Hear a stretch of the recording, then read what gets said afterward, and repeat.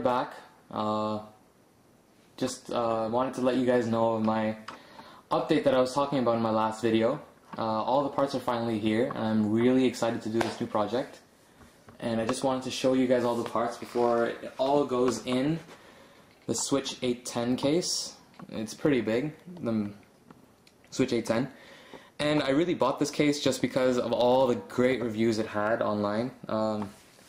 Both from Linus, so NCIX Tech Tips, Tiny Tom Logan on Overclock 3D, and just amazing reviews from everybody across the board. So as you can see, you can see that I've ripped out everything. It's a pretty modular case. I've ripped out the hard drive bays. That you see there is the NZXT sleeved LED kit. I've actually taken off the PCI brackets, so I'm going to be putting. I want to put all the PCB and the boards inside the case as opposed to in the PCI brackets. Just want to save them for, well, video cards and stuff, because I'm going to show you what I'm going to be doing with the setup.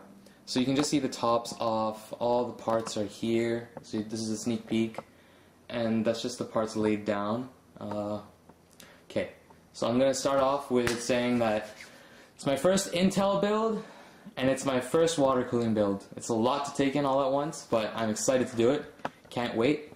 And just wanted to show you all the parts. So I'm going to be using some Feather white tubing, as you can see. It's UV. I wanted to do a black and white build. I wanted to go with the white case. I was really debating whether to go black and white with the NZXT Switch 810. But I decided against it because just black just looks sleeker. It looks so much more sexier. And just looks nicer. So that's a Feather UV white tubing. 1/2 inch outer diameter, 3/4 inch inner diameter. Or sorry, 1/2 inch inner diameter, 3/4 inch outer diameter. Something like that. You get what I mean. And those you see over there are the compression fittings. Those are some standard clips that I'm going to be using. That is an actual, if I'm going to just zoom in here, you can see there I've got my compression fittings, I've got my hose clamps. So I'm going compression fittings just in case I got hose clamps, just in case if there's any leaks or anything. You just tape it down, and they're cheap, they're not too expensive. Though that's some Petra nuke with some silver kink coil. I decided to go this way because I don't want to put any dye, I don't want any gunk building up, I don't want to be cleaning every year, so I'd rather just every few months top up the PTH nuke and just go distilled water. I don't have the distilled water right now with me, but I'll have that very soon. That's some UV cold cathodes I'm going to be putting in to match with the white Feather tubing. As you can see there, that's my XSPC Raystorm CPU water block. So I decided to go Raystorm because it's got an amazing review so far. And that's the MC Res Micro Revision 2 SwiftTech pump, reservoir, sorry. The pump I'm going to be using is SwiftTech MCP655. If I'll just zoom in here, you can see there. It's one of the most decent pumps that you can find online, and I just decided to go with it because of the reliability and the great reviews it had. I'm a review bug, you could say. I spend more time researching than I get the parts, and that's how it should be, I guess. You don't want to buy stuff and then realize later that you could have bought better stuff. And I really like to do my own research. That's a Kaze Master Pro scythe, the fan controller that I'm going to be using, to control all my Noctua fans. So the NFF12s are right there, as you can see. My fingers in the middle. Those are the NFF12s, PWM, and that's an NFP14 Flex Edition. You can see there I got the Enermax Apollo Vegas fan, just for some colors, and that's the Kaze Juni. Now we get on to the good stuff, which is the Maximus 4 Extreme Z motherboard and the i7 2600K processor that I'm going to be using. And up here you can see the GTX 560 Ti is just covered by the case by a little bit.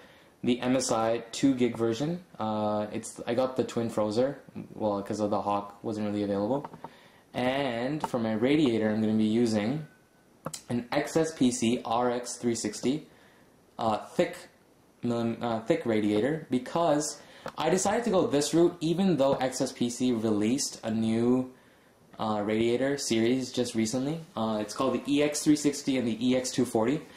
I decided to go the RX just because the fins per inch count was lower, and basically what that means is that you need less power, you need less air to pass through to cool efficiently. So this is a silent build. I'm trying to go silent, as you can see from all the Noctua fans. I think they're the best. I mean, there are gentle Typhoons, but I've just kind of grown accustomed to the color scheme. And inside, anyway, I'm going to have the white and black fans that I'm going to be seeing regularly anyway on the NZXT. So that's not too bad. And I hope to combine everything with the cold cathodes that I have. And just to give you a better look of everything again.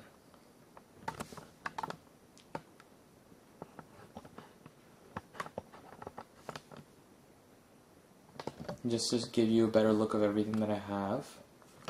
And what you guys can look forward to in the next review, where I assemble the the loop, put it to use, and I flush out everything. That's very important. What they don't tell you in water cooling reviews online is that you have to flush everything out.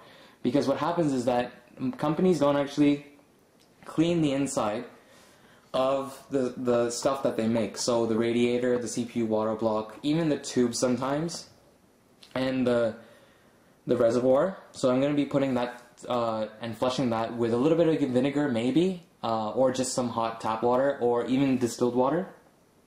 So just putting it in, shaking it in the radiator, and dumping it and doing it again 3 or 4 times. And that should clear out most of the gunk that's inside, so everything's ready. Because I do want this as maintenance free as possible. I just want this running and running well. That's why I'm going the distilled water, no dye, just the nuke, silver kink coils.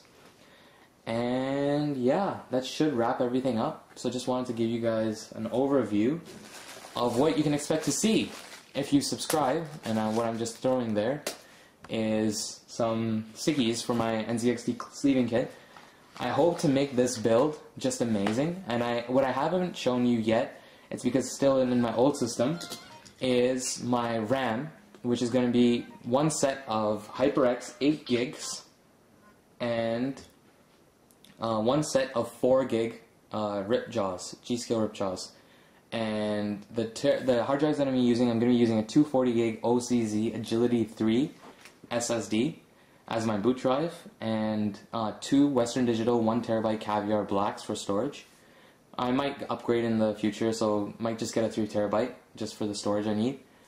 And for some of the video editing I'm going to be starting. And that should be it. I hope to make the cable management as clean as possible, so I didn't show you this yet. What you probably saw is that I have sleeved cables right there. Sleeved extension cables. There's a 24 pin, there's SATA, 1 Molex to 4 SATA, and I have 2 6-pin PCIe extensions for now, and then I'll get 2 more probably very soon, because I am going to be going SLI, and the GTX 560 Ti, there is another one, but it's in my old system right now, so I'll be ripping that apart. And the power supply that's going to provide all the power, which I've been running for the longest time ever, is the Antec TP 750 watt power supply. Great power supply. It is 80 plus bronze. It's not bad, but it has everything I need, and who needs more than 750 anyway, honestly. Like, you're never actually going to get to that amount of usage unless you're always video editing, or always benchmarking, or always pushing it to the max. You'll never actually max out your power supply unless you're going hardcore.